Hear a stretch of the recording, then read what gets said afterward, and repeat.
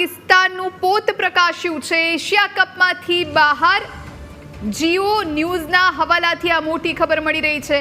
પાકિસ્તાને એશિયા કપનો બહિષ્કાર કર્યો છે। પાકિસ્તાને એશિયા કપનો બહિષ્કાર કર્યો। પાકિસ્તાન યુએઈ સામે મેચ નહીં રમે, એશિયા કપનો બહિષ્કાર કરશે। મેચ પહેલા પાકિસ્તાને યુએઈ સામે રમવાનો ઇનકાર કર્યો છે।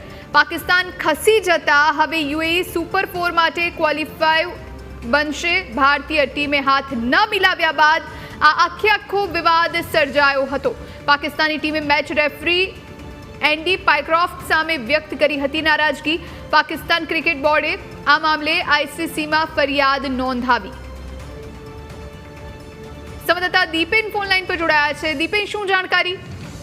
જોઈ, ભારત અને પાકિસ્તાન વચ્ચે 14 સપ્ટેમ્બરના રોજ જે એશિયા કપનો મેચ રમાયો હતો તેમાં હાથ મિલાવવાને લઈને જે વિવાદ થયો હતો તે વિવાદને લઈને હવે પાકિસ્તાન છે તે પાકિસ્તાન જાતે જ એશિયા કપમાંથી બહાર નીકળી ગયું છે। મહત્વનું છે કે જે વિવાદ થયો હતો તેમાં જે મેચ રેફરી હતા, મેચ રેફરીની ભૂમિકાને લઈને પાકિસ્તાન ક્રિકેટ બોર્ડે આઈસીસીને ફરિયાદ કરી હતી।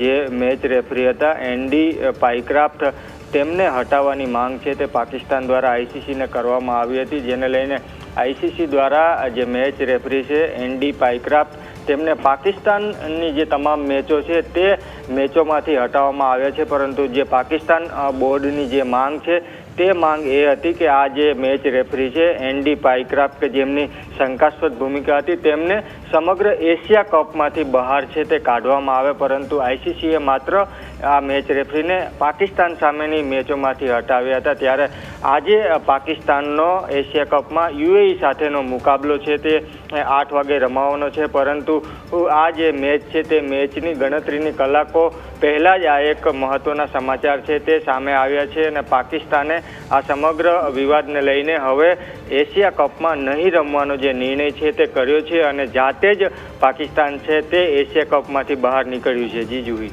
દીપેન, આભાર આપનો જાણકારી આપવા માટે।